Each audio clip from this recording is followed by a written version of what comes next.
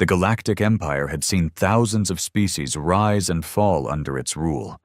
Civilizations bowed before its might, their cultures assimilated or crushed. To them, humanity was nothing more than another primitive species, barely worth notice, weak, fragile, and utterly unremarkable. Until we laughed. It started with the first human envoy to the Imperial Council, a meeting of the most advanced races in the known universe. The council chamber was an immense, marble-like structure floating in the void of space, surrounded by the glittering stars of conquered worlds. Seated in a vast circle were the galaxy's most powerful leaders, their forms as varied as their homeworlds, scaled, feathered, tentacled, crystalline, and things beyond description. At the center stood Ambassador James Carter, the first human to ever step into the chamber. He was alone, a single, unarmed man representing an entire planet. The High Chancellor of the Empire, a towering reptilian with molten gold eyes, addressed him with a sneer. "Humanity of Sol," he said, his voice a rumbling earthquake. "You stand before the Council of Galactic Supremacy. State your case, though I assure you it will change nothing. Your kind is weak, insignificant, and doomed to serve." The chamber filled with murmurs of amusement. Some delegates even chittered in their own guttural tongues, their equivalent of laughter. The Empire had encountered countless civilizations, and none had withstood its rule. Humanity would be no different. Then James Carter did something no species had ever done before. He laughed, not a nervous chuckle, not a bitter scoff, a full, genuine, belly-aching laugh, the kind that makes you slap your knee and struggle to breathe. The entire chamber fell silent. Some species blinked, others stiffened. The High Chancellor's molten eyes narrowed. "What? Do you find amusing, human?" James wiped a tear from his eye. Sorry, it's just..." He let out another chuckle. "You actually think we're weak?" The silence deepened. The air grew thick with tension. The High Chancellor bared his fangs. "Are you mocking us?" "Yeah," James grinned. "Yeah, I guess I am." A few delegates shifted uncomfortably. No species had ever dared speak to the Empire this way. Empires were feared, not mocked. They were destroyers, not the butt of a joke. "You misunderstand the power before you," the High Chancellor growled. "Our fleet has conquered thousands of worlds. Our soldiers have crushed entire armies. Our weapons could reduce your homeworld to ash in seconds. You are insects before us." James tilted his head, still smirking. "And yet you're scared of a joke." A ripple of unease passed through the chamber. Some species understood humor, most did not. But fear was universal. "You misunderstand nothing." The Chancellor slammed a clawed hand against the armrest of his throne. "You are insignificant. You have no technology to rival ours, no armies capable of standing against us, no genetic superiority, no psychic potential. You have nothing." James leaned forward, resting his hands on the podium. "Oh, we have something, all right." The Chancellor's glare intensified. "And what, human, do you have—" James's grin widened. "We have us." A murmur spread through the chamber. The Chancellor scoffed. "Us? Do not speak in riddles, human. Your kind is nothing." "That's what you don't get," James said, his voice steady. "Every species you've conquered? They fought like you expected them to, with strength, with power, with logic. But humans? We fight differently. We fight dirty. We fight smart. And above all..." His grin turned sharp. "We fight like we've got nothing to lose." The chamber remained silent, but the weight of his words hung in the air. "Every species you've crushed had a breaking point," James continued. "A moment where they realized they couldn't win. A moment where they gave up." He took a step forward. "Humans don't have that moment." The Chancellor scoffed. Arrogant words. You think so? James raised an eyebrow. Tell me, how many of your conquered species made weapons that could destroy entire planets before they even left their solar system? The murmurs grew louder. How many of your species wiped themselves out multiple times in their own history and kept coming back? The murmurs became a nervous buzz. How many of your species found a way to turn their own emotions into a weapon? You think you understand rage, hate, desperation? You don't, but we do, and we use it. The High Chancellor shifted in his throne. For the first time, his eyes betrayed something beyond annoyance, doubt. James saw it and pressed on. You don't understand humans, not really. You look at our size, our strength, our short lifespans, and you think we're weak. But you forgot the one thing that makes us dangerous. And what is that? The Chancellor growled. We don't know when to quit. He stepped back, letting his words sink in. Every species you fought, they understood when they were beaten. When they saw the fight was hopeless, they surrendered. That's the smart move, right? Logical. His voice dropped. Humans aren't logical. Silence. The council chamber, once filled with mockery, now pulsed with an unspoken tension. You can conquer our worlds, James said, his voice almost a whisper. You can burn our cities. You can kill our leaders. But you'll never break us, because the moment you think you've won, we'll still be there. He leaned in, voice barely audible. And we'll be laughing. For the first time in history, the Galactic Empire had no response. And that was when humanity won. The silence in the chamber stretched on, thick and heavy. For the first time in its long and bloody history, the Galactic Council did not know how to respond. They had encountered defiance before, of course. Entire civilizations had thrown themselves against the might of the Empire, only to be ground into dust. But this was different. This wasn't defiance in the face of superior power. This was amusement. The High Chancellor's molten gold eyes remained locked on James Carter, searching for weakness, for some sign that this human was bluffing. But there was nothing. No fear. No hesitation. Just that maddening, infuriating grin. You overestimate yourselves, the Chancellor finally said, his voice quieter now, more measured. Your kind has only just stepped into the void, while we have ruled the stars for millennia. Your ships are primitive, your technology laughable. Your military, he sneered, is nothing but an unruly pack of savages with crude weapons. James folded his arms. And yet, here you are, trying real hard to convince yourself that we aren't a problem. He chuckled. Let me guess, this little speech of yours, it's for them. He gestured to the other council members, trying to keep them from realizing what you just did. The Chancellor's eyes narrowed. And what, human, have I just realized? James leaned forward, resting his elbows on the podium, voice dropping to a conspiratorial whisper. You're afraid of us. A ripple of unease passed through the chamber. The tension shifted, subtle but undeniable. Before, it had been the laughter of an arrogant empire mocking a lesser species. Now? Now it felt like something else entirely. Now it felt like doubt.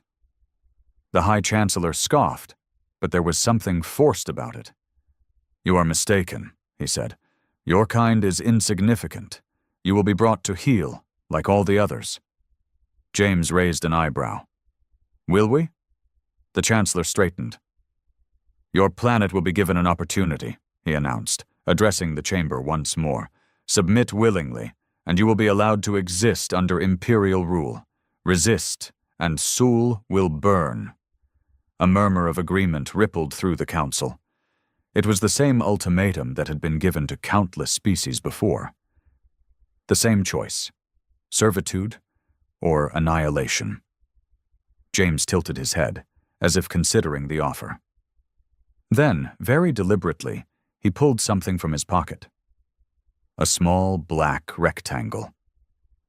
The Chancellor's eyes flicked to it. "What is that?" James grinned. "Oh, just my communicator. Thought I'd show you something."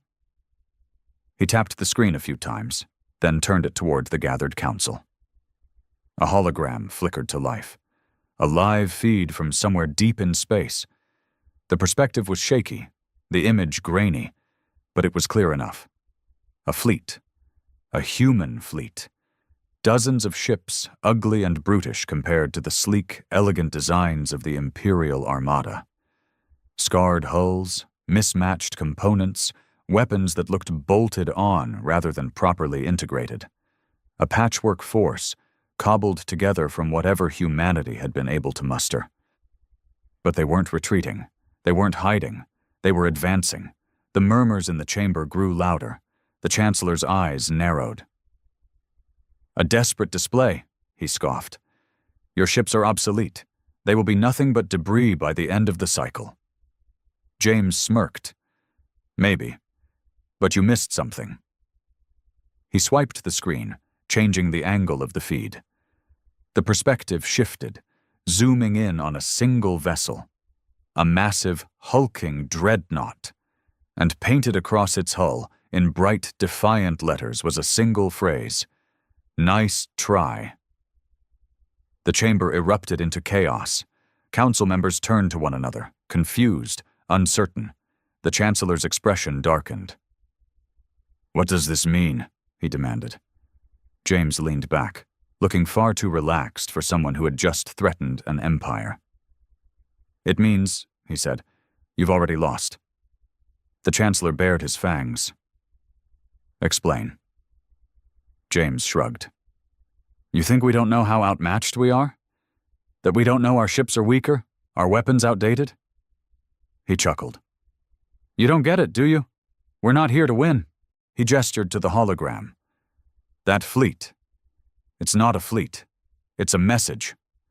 The murmurs grew louder. The Chancellor's claws tightened around the armrests of his throne. "A message?" James grinned. "Yeah, it says, 'Come and get us.'" The room fell silent again. "This isn't like your other wars," James continued. "Those species you crushed, they wanted to survive. They wanted to win. But humanity?" He laughed. "We're crazy enough to enjoy this." He stepped forward, resting his hands on the podium. "You think you can break us? Go ahead. Try. Wipe out a city, we'll turn the rubble into a bunker. Kill 1,000,000 of us, and 10 million more will pick up a gun. We'll fight you with knives, with rocks, with our bare hands if we have to." He leaned in. "Because we don't fear you. We welcome the fight." The High Chancellor said nothing. His claws dug into the throne, cracking the stone beneath them. James smiled wider. "So yeah, you can conquer us, you can kill us, but you'll never stop us." He spread his arms. "And the best part? We'll be laughing the whole damn time." And with that, he turned off the communicator, placed it back in his pocket, and casually walked towards the exit. He didn't need to stay to hear the Chancellor's response. Because deep down, they all knew. The war had already begun, and humanity had already won. The High Chancellor sat in silence, his molten gold eyes locked on the place where James Carter had stood moments ago. Around him, the council chamber was a storm of noise, frantic murmurs, nervous whispers, and the hushed growls of those who had begun to understand the true weight of what had just happened.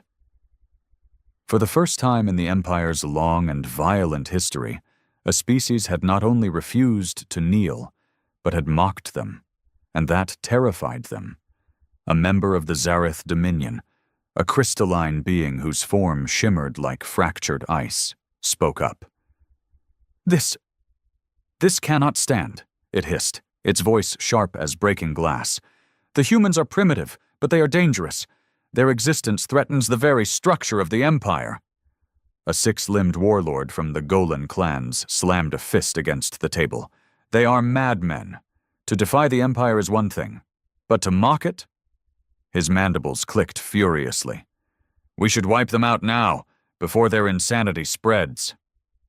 Yes, came another voice, this time from a shadowy figure wrapped in layers of deep blue silk.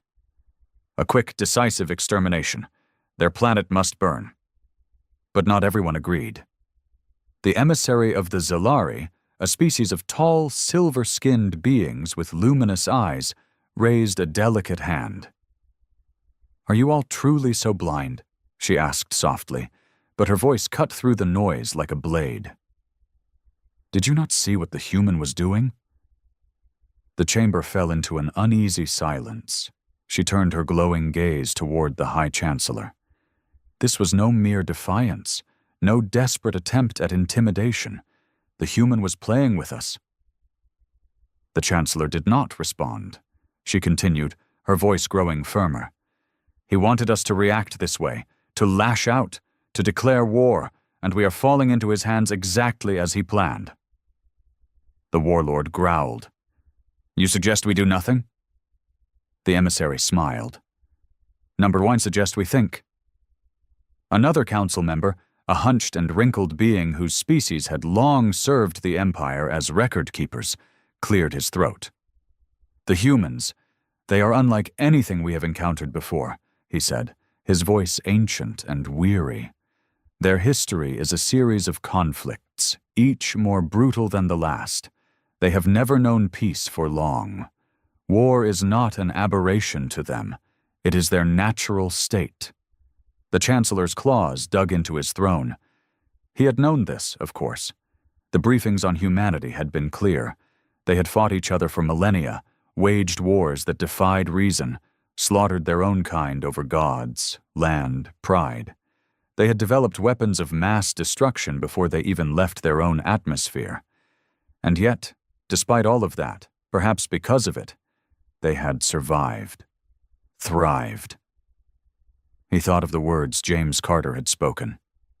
You don't know when to quit. He thought of the human fleet, those crude, battered ships flying straight toward an enemy they had no hope of defeating. And he realized something. James Carter had been telling the truth. The humans were not here to win. They were here to make the war unwinnable. The Chancellor exhaled slowly, suppressing the growl in his throat. He turned to the gathered council, his expression unreadable. Prepare the fleet, he commanded. The chamber erupted in a frenzy of approval. The war had begun. Deep in the void of space, aboard the bridge of the UNS Ironclad, James Carter sat comfortably in his chair, sipping a cup of terrible instant coffee. You think they bought it? Asked Captain Valdez, standing beside him. James chuckled. Oh, they bought it, all right. Valdez folded her arms, watching the holographic display of the Empire's fleet mobilizing. You do realize we don't actually have a plan to win this, right? James grinned. Yeah, and that's exactly why we will. She raised an eyebrow. James leaned back, kicking his feet up onto the console. See, they're used to wars with rules, with objectives, with endgames. We don't do that. We don't fight to win. We fight to make them regret ever starting it in the first place. Valdez exhaled. So we just make their lives hell? James smirked. Exactly. They want a war. He took another sip of coffee. Then let's give them one they'll never forget. And in the cold depths of space, the laughter of humanity echoed. The Imperial war machine moved swiftly. Within days, the first waves of their armada began assembling on the edges of human space, an overwhelming force of dreadnoughts, cruisers, and carriers that had crushed 100 civilizations before. They were ready for war. What they weren't ready for was us. Somewhere in deep space, aboard the UNS Ironclad, James Carter and Captain Valdez stood before a massive holo map of the Sol system. Around them, a handful of commanders and specialists studied the map, their faces grim but determined. They'll hit us hard, Valdez said, arms folded. A full-scale invasion. They're bringing their biggest guns, their deadliest ships. We won't win in a head-on fight. James grinned. Good. We're not going to fight them head-on. One of the officers, a grizzled veteran named Lieutenant Singh, frowned. Sir, with all due respect, how the hell are we supposed to win this? James took a sip of his coffee and set it down on the table. Singh, tell me something. How do you beat a predator that's bigger, stronger, and faster than you? Singh hesitated. You don't? James pointed at him. Exactly. You don't.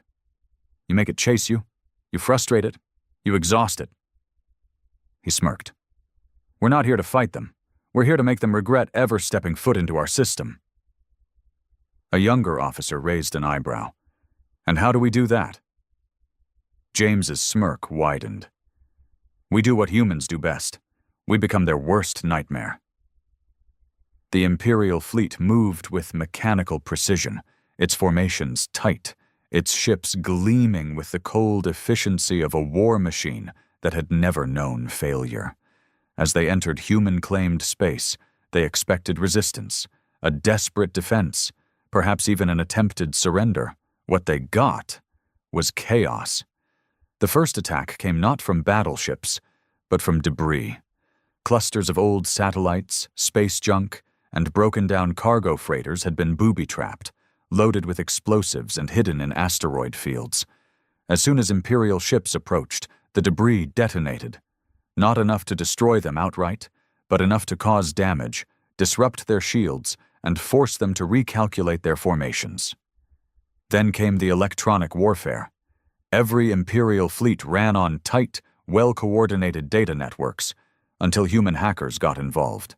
They hijacked communication lines, flooded enemy targeting systems with false readings, turned Imperial ship sensors against them, making them fire on phantoms, ghost signals that flickered in and out like enemy ships that weren't really there. Entire squadrons broke formation trying to chase after enemies that didn't exist. Then, as confusion spread through the fleet, the real attacks began.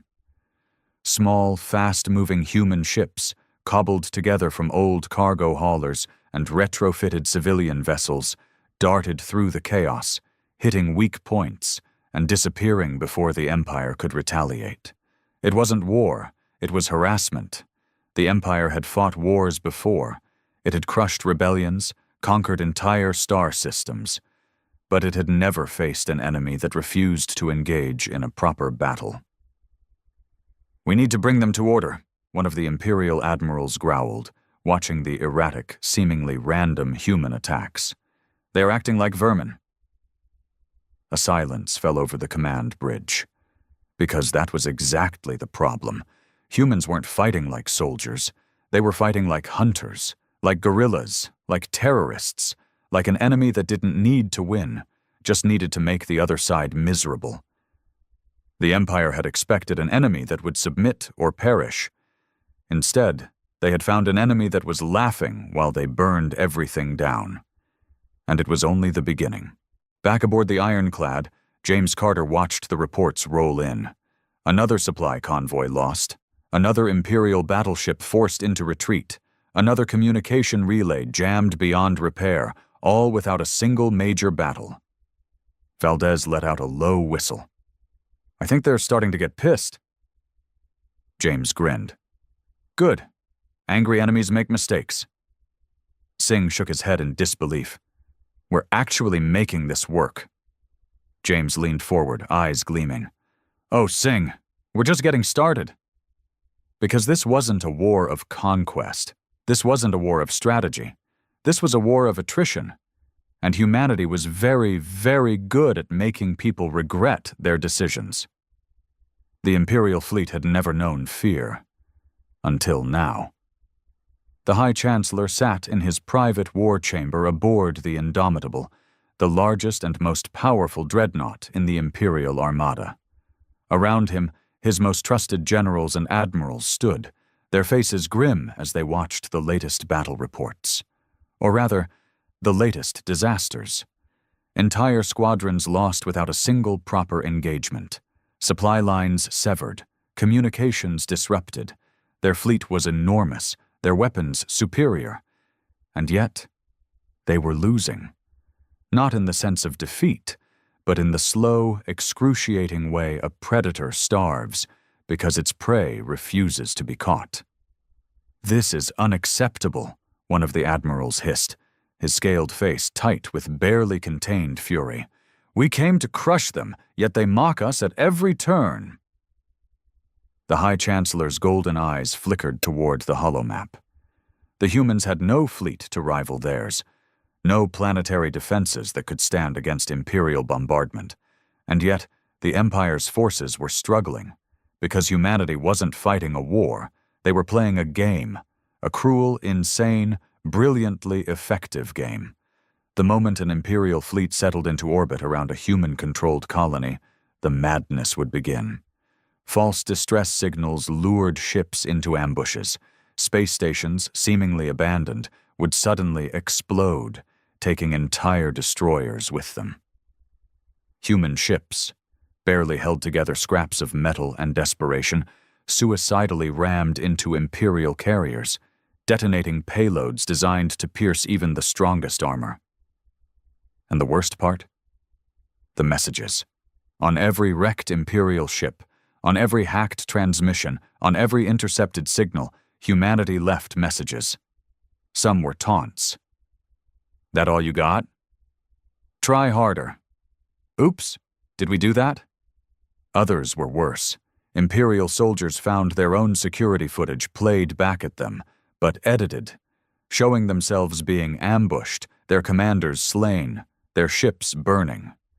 It hadn't happened yet, but it would. Humanity was taunting them with their own future. The psychological toll was devastating. The Empire had never fought an enemy like this. They had fought warriors, conquerors, armies that met them on the battlefield. But humans? Humans fought like monsters. They burrowed into shadows, struck from the dark, laughed in the face of annihilation, and worst of all, they were having fun. The Imperial officers were losing control of their own soldiers. There were rumors spreading, terrible, stupid rumors, that human ships could phase in and out of existence, that human soldiers could kill with just a look, that humans had no fear, no pain, no limit to their madness. The High Chancellor had ordered strict discipline, but even he could see the unease in his own ranks. Some officers refused to patrol human-controlled sectors. Some deserted. The war was turning into something else. It was no longer about conquest. It was about survival. Then, one day, the Empire received a message. Not a threat. Not a battle plan. A simple broadcasted message sent across all Imperial channels, a video feed.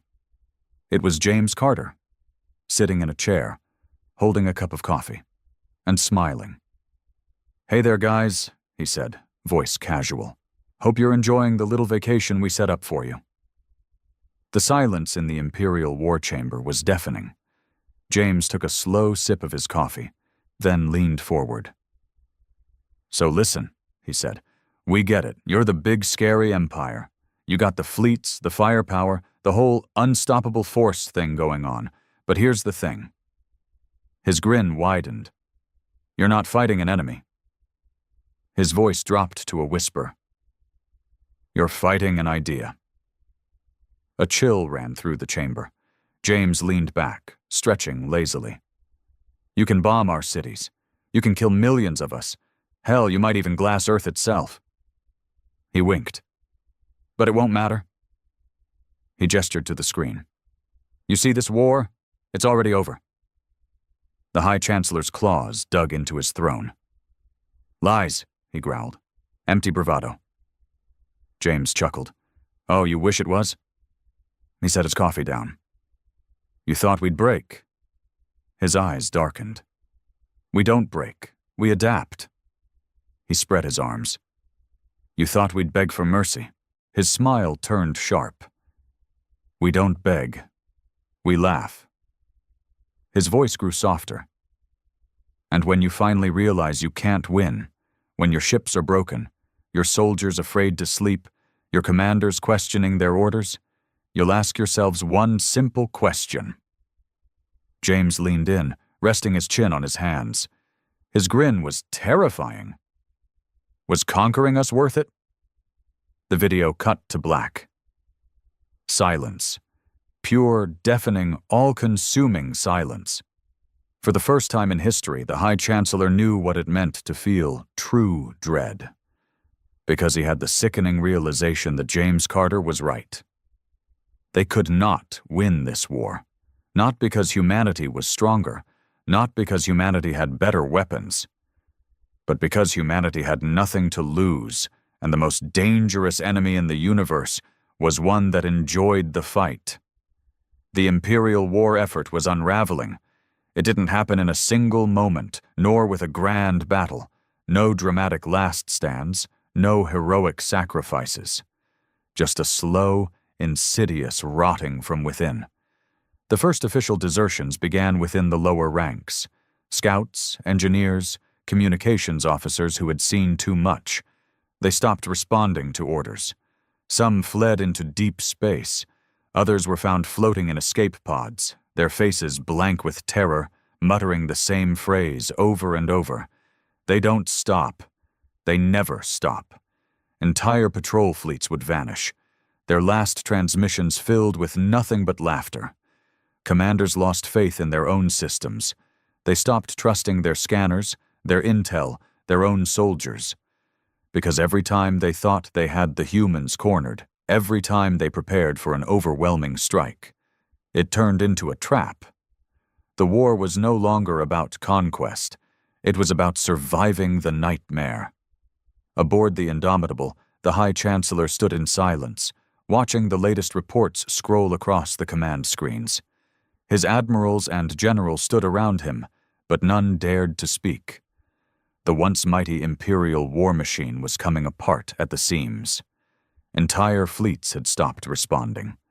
Planetary governors were defying orders, unwilling to send reinforcements to the Sol front. Some species within the Empire had begun questioning their loyalty, wondering if humans could fight back, why couldn't they? It was worse than defeat. It was decay. One of the admirals, an old war beast with jagged horns, finally broke the silence. His voice was rough, exhausted. "Chancellor, we must consider a retreat." The chamber tensed. No one had ever spoken those words in the history of the Empire.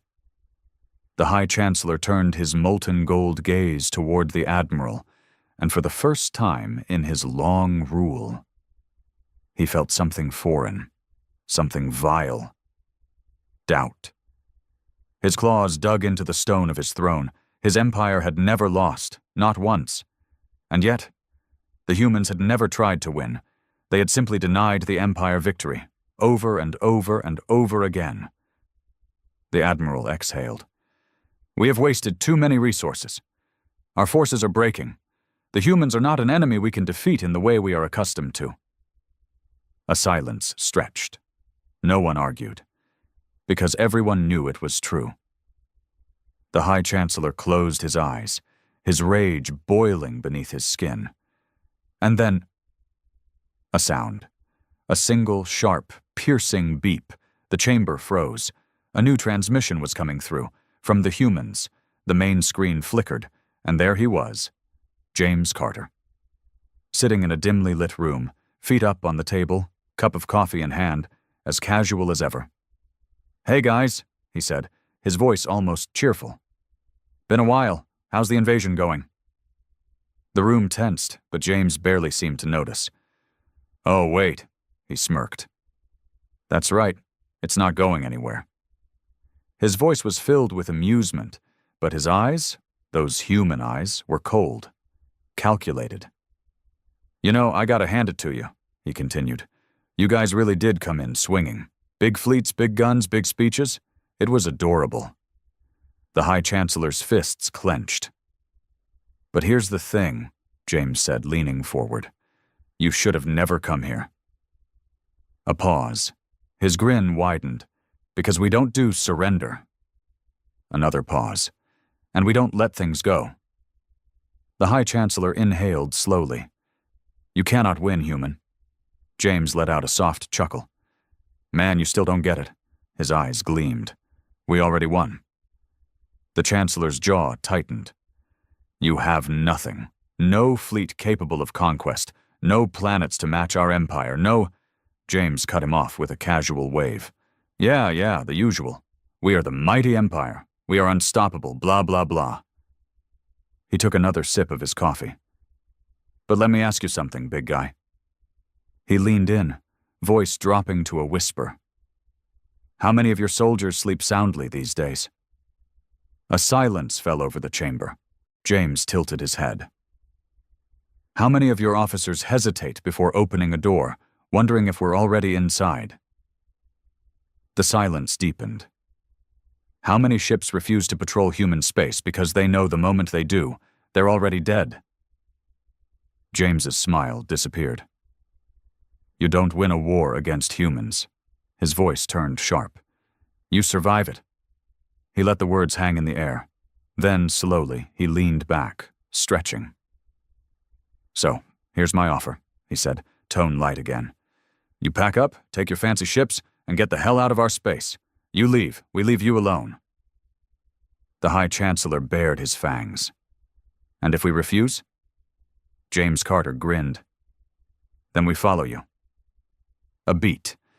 Not as conquerors, not as invaders. His eyes darkened. As a curse. The chamber was deathly silent.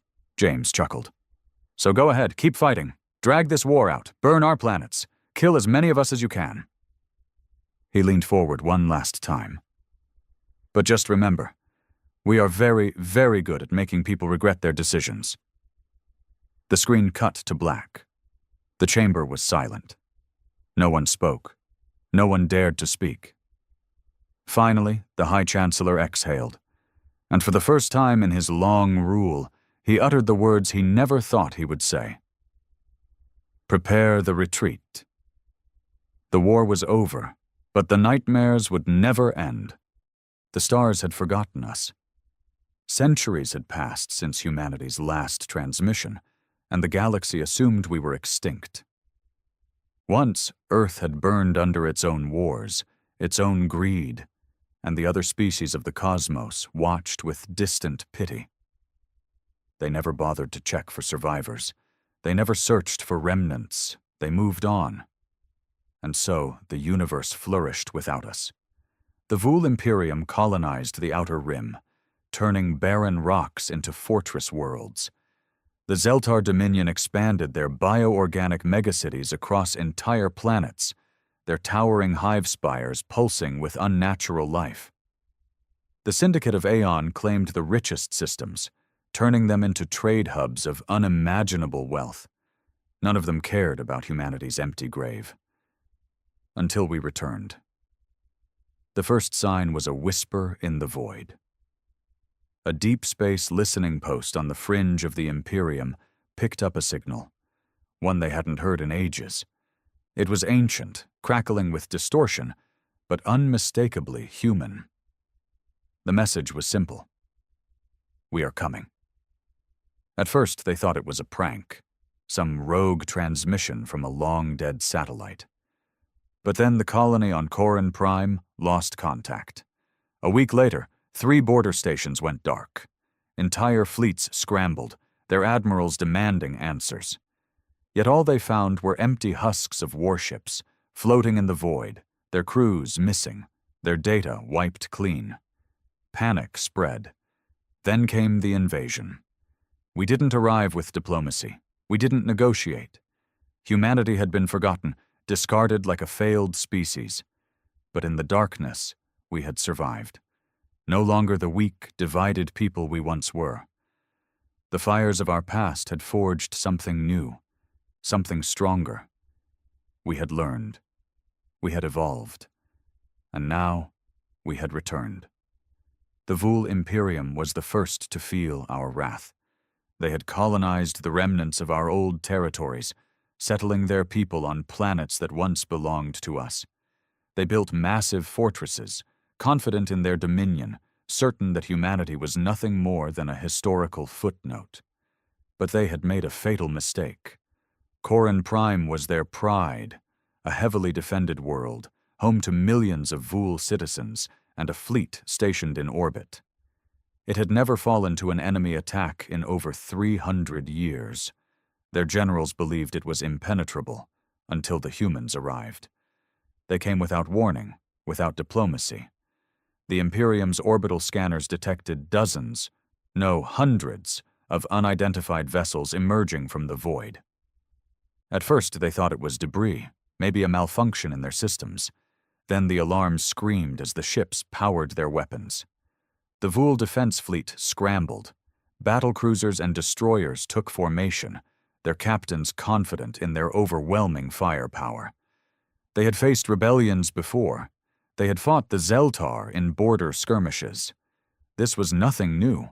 They were wrong. The first human strike was merciless. Kinetic rounds moving at near relativistic speeds tore through shields like paper. The Imperium's defensive stations exploded before they could even fire back.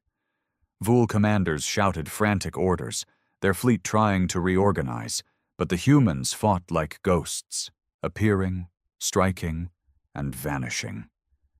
Their ships were unlike anything the Imperium had ever encountered. Sleek, black, angular vessels, void, dark, and silent. Their hulls didn't reflect light. Their engines barely registered on scanners. Every weapon was precise. Every strike was devastating. The battle lasted less than an hour. By the time it was over, the once mighty fleet of Korin Prime was nothing more than twisted wreckage drifting in space. Then, the bombardment began. The Vul citizens below had no chance. They ran to bunkers, called for reinforcements, pleaded for mercy. But mercy was not in humanity's nature anymore.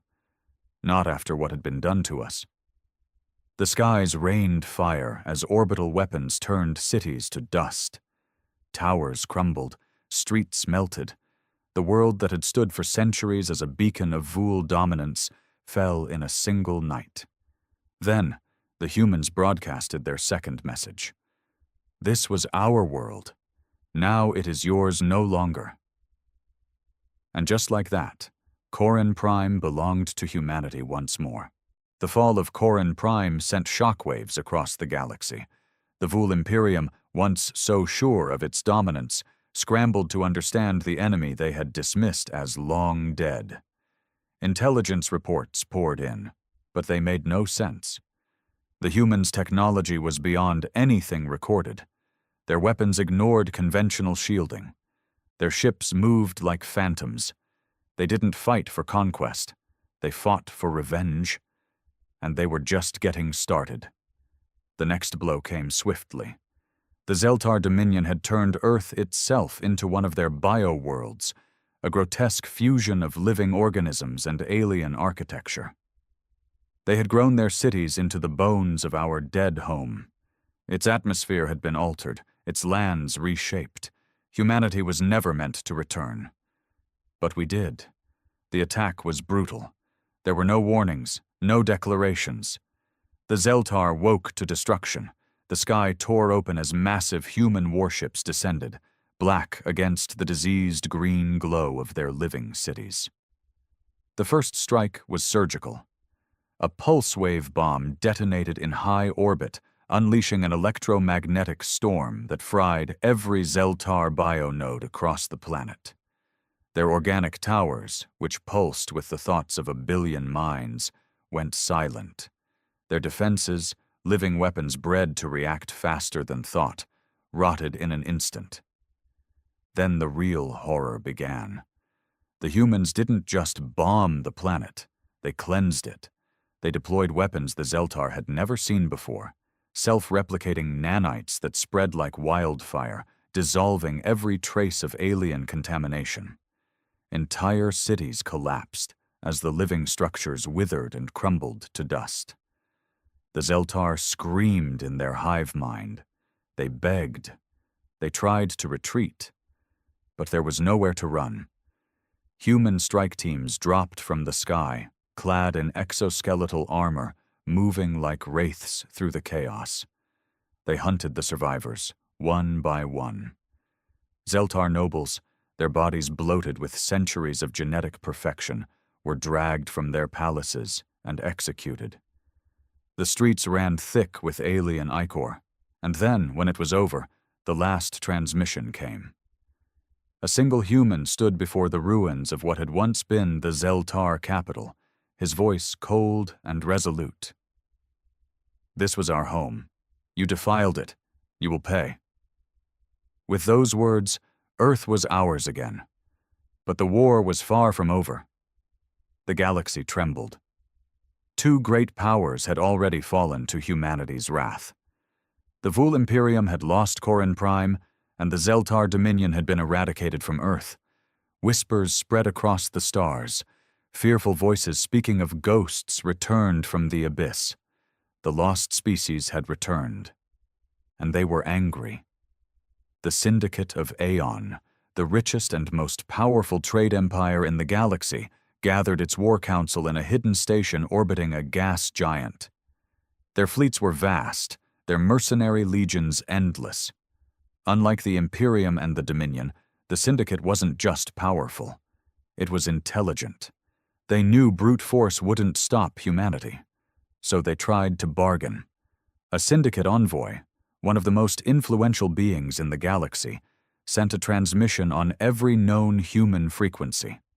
The message was carefully crafted, designed to soothe, to manipulate.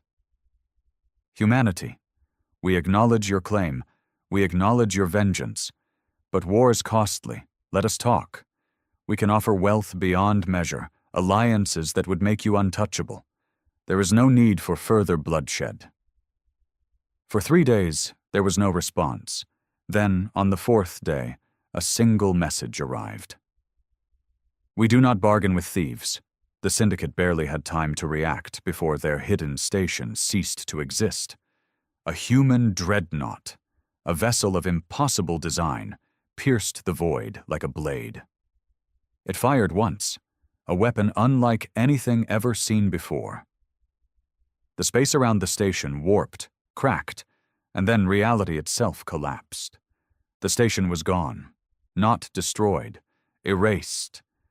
Panic spread like wildfire. Syndicate leaders scattered, hiding in their strongest fortresses, surrounding themselves with their best defenses. It didn't matter. Humanity found them. One by one, Syndicate worlds fell, not through invasion, but through precision. Supply lines were cut without a single human ship being detected. Entire cargo fleets vanished into the void, their crews never heard from again. Syndicate warlords awoke to find their personal guards missing, their security systems unresponsive. And then, the final blow came. The Syndicate's homeworld, Aegis Prime, was untouchable. A fortress planet, surrounded by defensive fleets and automated battle stations. It had never been breached. Until now. The defenders never saw the attack coming. Not from space, not from orbit. It came from inside. The humans had already been there. Syndicate leaders, once confident in their safety, awoke to find their fortresses compromised, their systems turned against them. Entire districts descended into chaos as their own security drones turned their weapons inward. Then, the sky burned. High above, human warships unleashed hell. Energy lances, kinetic rods, precision strike missiles targeted only the ruling elite. The rest of the planet was left untouched, except for those responsible for humanity's downfall. Within hours, Aegis Prime was leaderless. The Syndicate of Aeon, the wealthiest empire in the known universe, was decapitated in a single night. And then, the final transmission was sent. "This is not a war. This is justice." The galaxy finally understood. Humanity wasn't here to conquer. They weren't here for power. They were here to take back what was stolen. And they were just getting started. The Syndicate of Aeon had fallen. Its warlords were dead, its fleets shattered, its fortresses abandoned. Across the galaxy, governments and empires watched in horror as humanity carved a path of vengeance through those who had once mocked their extinction. And now, only one force remained: the galactic conquered, the so-called peacekeepers of the galaxy, the self-appointed rulers who had stood by and watched as the Imperium, the Dominion, and the Syndicate divided the spoils of humanity's ruin. They had done nothing. Worse, they had sanctioned it. It was the conquered that had declared humanity a failed species, that had ratified the treaties allowing others to claim our worlds, to rewrite history as if we had never existed.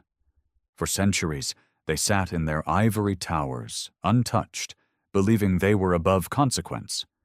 They were wrong. The humans did not strike immediately. They waited. They let the fear settle. Let the conquered realize what was coming.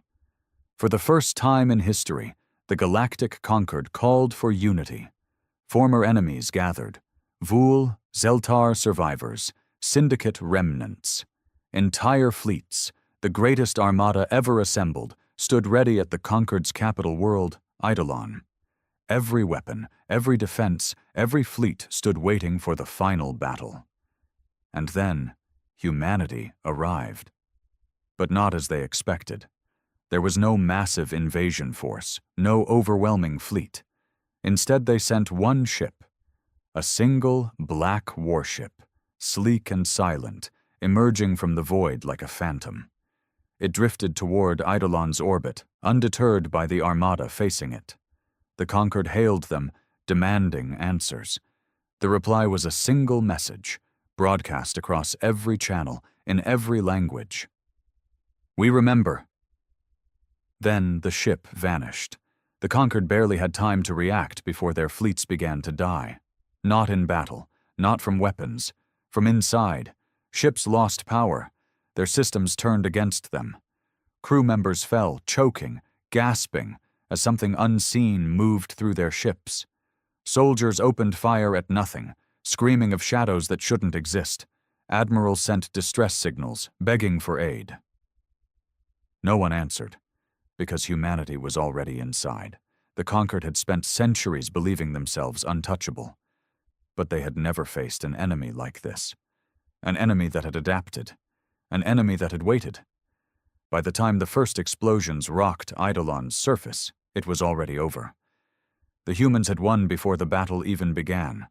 Cities burned. Towers collapsed. The seat of galactic power crumbled beneath the weight of its own sins. The last of the conquered's rulers, their proud High Chancellor, stood in the ruins of the Senate Hall, watching the sky rain fire. And then, the final message came. Not from a ship, not from an army, from every screen, every transmission, a simple, undeniable truth. Humanity has returned. The galaxy would never forget again. The galaxy had been rewritten. The Imperium, the Dominion, the Syndicate, and the conquered all had fallen. What once stood as the pillars of civilization now lay in ruins, their remnants scattered, their leaders either dead or in hiding. And humanity stood at the center of it all. But this was not conquest. It was not expansion. Humanity did not claim the throne of the galaxy. They didn't need to. The message had been made clear. We are not gone. We were never gone. Across the stars, whispers turned into myths. Myths turned into truth. The return of humanity had become legend. Entire species spoke of the silent war, of an enemy that fought like ghosts, that appeared and vanished without a trace, of a vengeance so absolute, no empire had been able to stop it. But there were those who still did not understand. The survivors of the fallen powers plotted in the dark. The last remnants of the conquered, the exiled warlords of the Syndicate, the shattered fleets of the Imperium. They gathered in secret, desperate to reclaim what had been lost. They thought humanity was finished, that they had taken their revenge and would fade back into the void. They were wrong, because humanity wasn't finished. Not yet. The last battle took place in the ruins of an old human colony. A world stolen long ago, now a graveyard of metal and stone. It had been abandoned for centuries, a wasteland of rusted skyscrapers and forgotten war machines. It was here that the remnants of the old galactic order made their final stand. They had gathered what was left of their fleets. Old warships, scavenged technology, desperate soldiers with nothing left to lose. They called themselves the Last Light, believing they were the final hope for the galaxy. They prepared for war. They fortified the planet. They set their defenses, waiting for the inevitable. Then, one night, their systems went dark. The sky above them was empty. No ships, no movement, nothing. And that was when the screaming began. The Last Light's soldiers, seasoned veterans of 100 battles, began to disappear. Guards found their patrols missing, weapons malfunctioned, communications collapsed. The enemy was nowhere, because humanity was already there. They didn't come from the sky. They came from the shadows, from the ruins, from the dust of a world that had once been theirs. One by one, the Last Light fell. Their leaders dragged from their bunkers. Their soldiers hunted in the dark. No fleet arrived to save them. No reinforcements came to answer their cries. By dawn, the war was over. The last of the old order was erased. And in the silence of the ruined world, a final message was left behind. Carved into the steel walls of the last fortress, written in a language older than the empires that had ruled the stars. Never again. And with that, humanity was gone. They did not stay. They did not rule. They vanished back into the void, into the silence of the cosmos. But the galaxy would never forget. Because the next time humanity returned, it would not be for vengeance. It would be for something far worse. The stars would remember. They would always remember. Humanity had returned. And this time, they would never be forgotten again. The stars remembered. Decades passed since humanity's return, and though they had vanished once more into the void, the fear remained. The galaxy, once so arrogant, now spoke of humanity in hushed whispers. Worlds that once belonged to them remained untouched, not claimed, not repopulated, left to rot for fear of what might happen should anyone dare trespass again. The species that had once ruled from their golden towers now lived in the shadow of a ghost.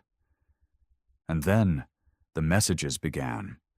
Silent signals, buried deep in forgotten channels. Transmissions encoded with technology no one understood.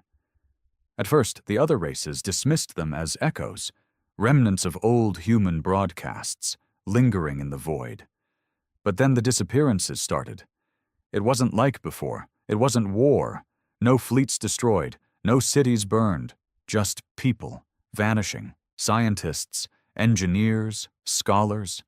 The best minds of every species, taken without a trace.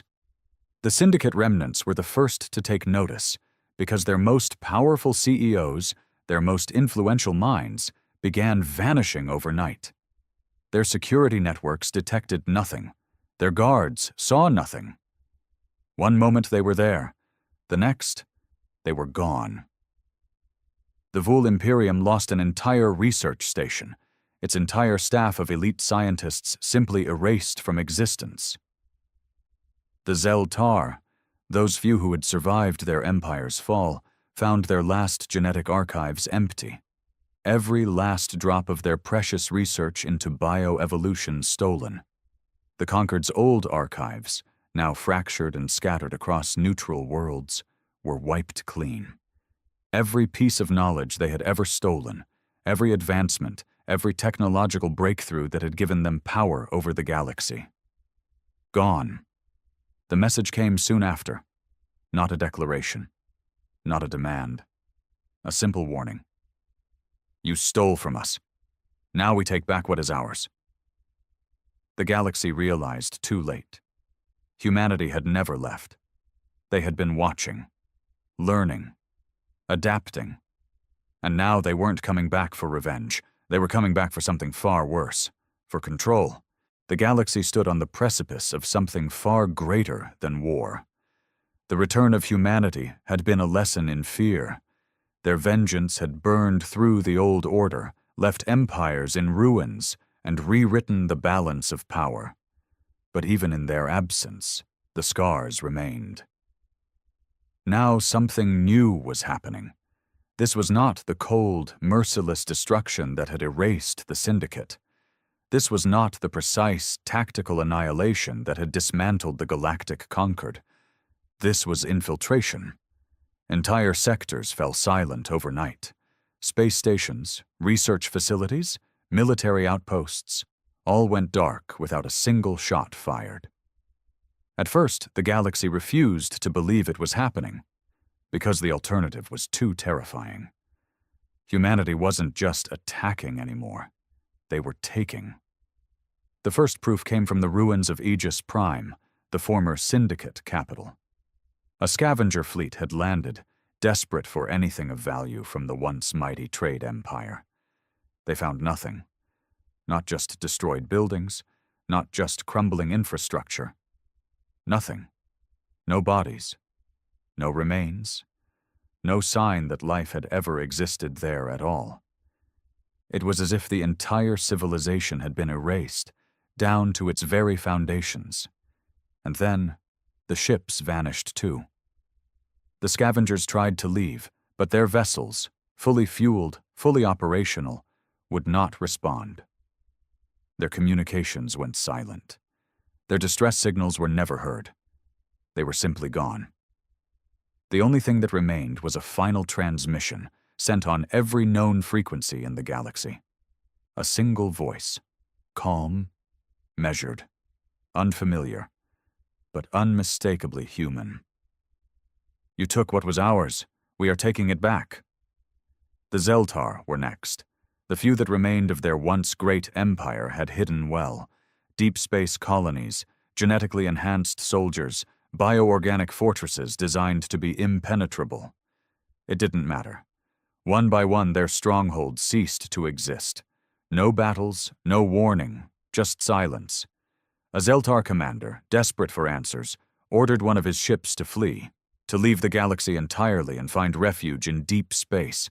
It made it exactly 1 light-year before the crew stopped responding. When another fleet arrived to investigate, they found the ship perfectly intact. The systems still worked, the life support was active, the lights were on, but the crew was gone. Every single one of them. And in the captain's chair, a message was carved into the metal. "Not even the void will hide you." The Vul Imperium held out longer than the others. Their fleets had been rebuilt, their defenses reinforced, their leadership centralized. But they had always fought wars they could see. They had never fought an enemy that moved in silence. And when the first human dreadnought appeared above their capital, they realized too late. This wasn't just war. This was the future. Humanity had not returned for revenge. They had moved beyond it. The old species of the galaxy had outlived their usefulness. And now, humanity was taking everything. Technology, knowledge, resources, worlds. And soon, there would be nothing left. Except them, and the new order they would create. The last remnants of the old galaxy fought to understand. For centuries, they had ruled. For centuries, they had stood as the architects of civilization. They had stolen, they had conquered, they had rewritten history in their own image.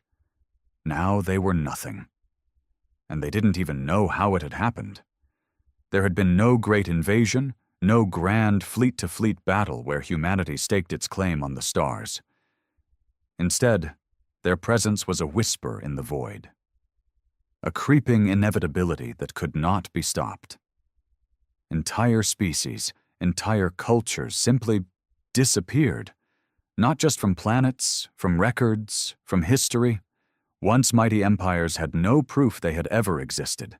Galactic archives, once filled with knowledge spanning thousands of years, were altered. their most sacred documents now missing, their greatest achievements, their proudest moments erased. It was as if humanity wasn't just reclaiming power. They were rewriting reality itself. A desperate coalition formed in the last untouched sectors of space.